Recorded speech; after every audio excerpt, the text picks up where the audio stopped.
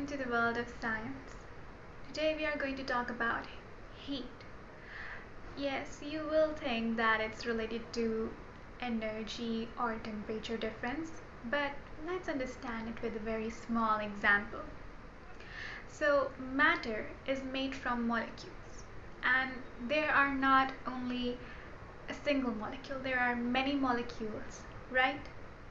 So let's consider that you have a cup of hot milk, and on the other hand you have a glass in which you have put cold milk.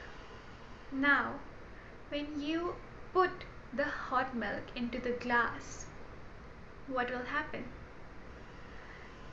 Guess. And yes, your guess is correct. So the warm milk ends up into the glass because of the mixing process. And that is just what we are talking about. The energy from the molecules of hot milk were highly agitated, whereas in the cold milk the molecules were in a very low agitation. So when the highly agitated molecules were mixed together with the lowly agitated molecules, they passed on their energy to those low agitated molecules. And when this happens, the heat rises. That means the temperature increases. And that is why we often associated heat energy with temperature difference.